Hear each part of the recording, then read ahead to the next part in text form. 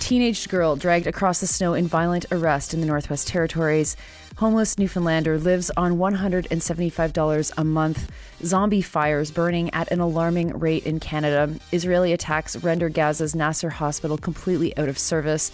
And Ukraine's forces withdraw from key eastern town after months of fighting. Good morning. It's Monday, February 19th. I'm Nora. Here are your headlines.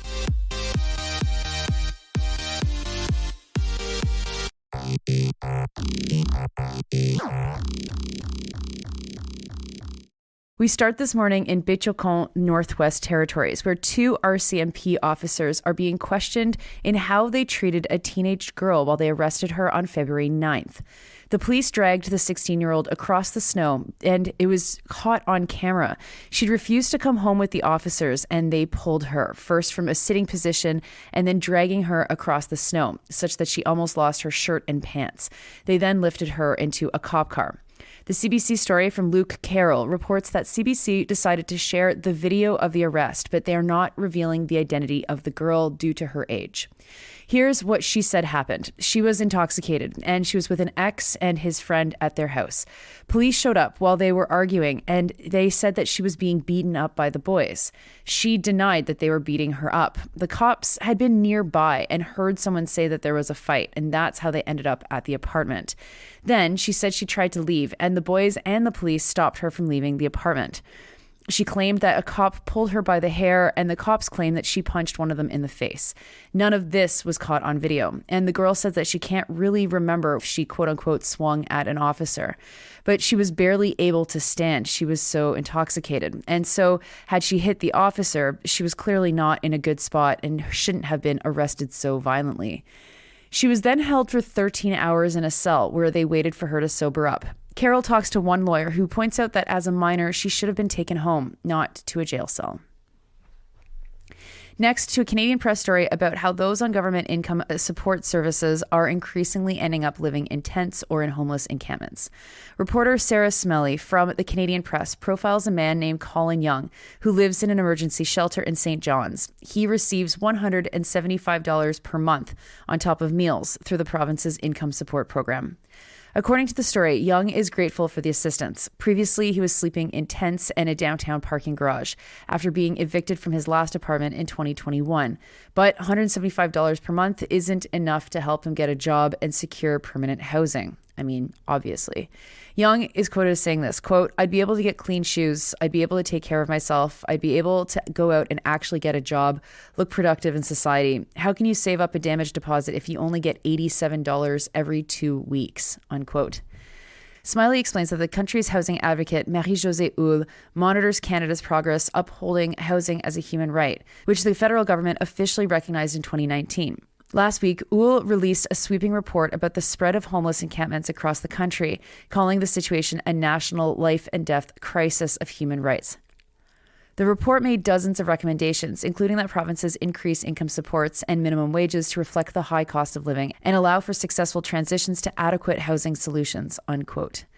The story references Lucas Groltz, the coordinator of Downtown Halifax Navigator Outreach Program, who says that increasing income support would make a tangible difference for people living in tent encampments.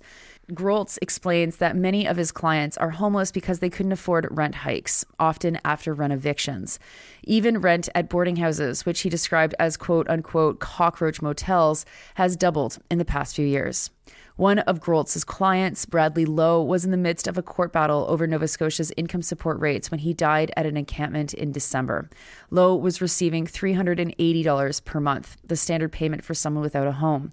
He had argued that he should be eligible for $950 per month, the standard rate for people with disabilities who live in a household. Turning to British Columbia and the scary phenomenon of so-called zombie fires.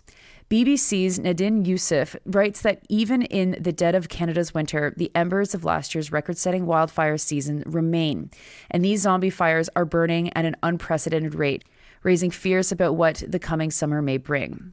Yusuf explains that embers are kept alive thanks to a peat moss common in North America's boreal forest and to thick layers of snow that insulate them from the cold. The story references Sonia Leverkus, a firefighter and scientist, who recalls driving during a snowstorm in her hometown of Nelson in November. Quote, "I've never experienced a snowstorm that smelled like smoke," unquote. These plumes were visible into February, even on days when temperatures had plummeted to minus 40 degrees. And these fires are not unusual. Yusuf writes that in the past 10 years, British Columbia has, on average, seen 5 or 6 zombie fires that continue to burn during the cold months. But in January, the province saw an unprecedented peak of 106 active zombie fires, raising concern among the scientists about what these fires will mean for the upcoming wildfire season. Most typically go out on their own before the spring, but 91 are still burning in BC, according to provincial data.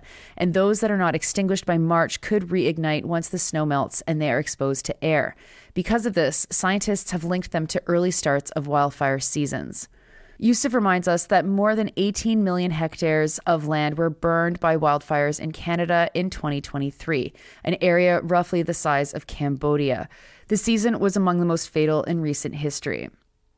Next, while Liberals are still upset over a pro-Palestinian guy climbing on a hospital entrance while dressed like Spider-Man in Toronto, Israeli ground and air strikes have now rendered Gaza's second largest hospital non-operational. Al Jazeera explains that the besieged enclave's Ministry of Health and World Health Organization on Sunday said that the Nasser complex in Khan Yunis is no longer functioning after a weeks-long siege followed by deadly raids. There are only 4 medical staffers currently caring for patients there, according to a ministry spokesperson. On Twitter, WHO Chief Tedros Ghebreyesus said the organization's team had not been permitted by the Israeli military to enter the hospital since Friday to assess the condition of critical patients and medical needs, even though they reached the hospital along with partners to deliver fuel. Ghebreyesus says this, quote, "There are still about 200 patients at the hospital. At least 20 need to be urgently referred to other hospitals to receive health care. Medical referral is every patient's right. The cost of delays will be paid by the patient's lives," unquote. In the past few days, Israeli soldiers have raided the hospital where displaced Palestinians were also sheltering. The health ministry on Saturday said that Israeli forces, quote, "arrested a large number of the directors and staff," unquote, of the hospital while they tended to the wounded. Meanwhile, Al Amal Hospital, the only other major medical facility still operational in Khan Yunis, continues to be a target of Israeli attacks. The Palestinian Red Crescent Society on Sunday said Israeli forces targeted the 3rd floor of the hospital with artillery fire. Remember back in October when the Al-Adhi hospital compound was attacked, killing hundreds, and Israel denied responsibility? And Zionists were like, Israel would never attack a hospital. Well, I mean, Christ. And turning to the war in Ukraine, Russian forces have taken complete control of the Ukrainian city of Avdiivka, Russia's defense ministry has announced. Ilya Novikov and Barry Hatton report for the Associated Press that Russian Defense Minister Sergei Shoigu told the Kremlin that Russian forces were now working to clear the final pockets of resistance at the Avdiivka coke and chemical plant. Videos on social media on Saturday appeared to show soldiers raising the Russian flag over one of the plant's buildings. The announcement came the same day that Ukraine's military chief said that he was withdrawing troops from the city, where outnumbered Ukrainians battled a Russian assault for 4 months. Novikov and Hatton write that the timing is critical as Russia is looking for a morale boost ahead of the second anniversary of the invasion and the March presidential election in Russia. In a short statement posted on Facebook, Ukrainian Commander Colonel General Oleksandr Syrsky said that he made the decision to avoid encircling them and, quote, preserve the lives and health of servicemen, unquote. The withdrawal came a day after Ukrainian President Volodymyr Zelensky made another trip to Western Europe, hoping to press Western allies to keep providing military support.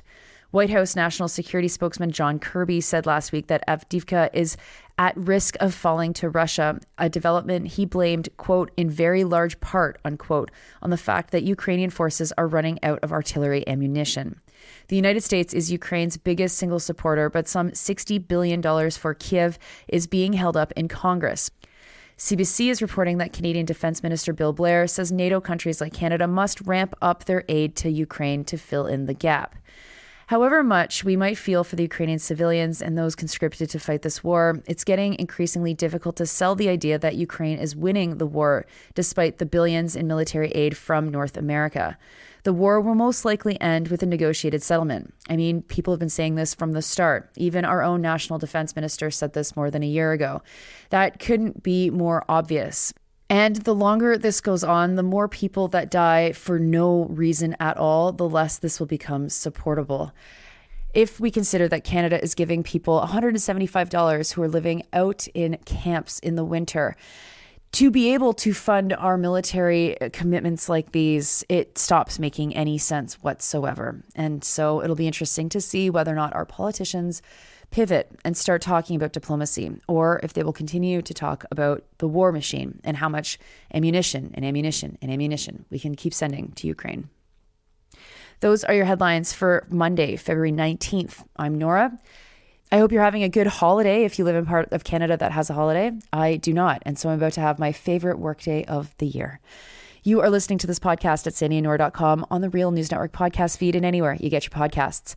Production assistance for this episode, thanks to Mary Newman. I will talk to you tomorrow.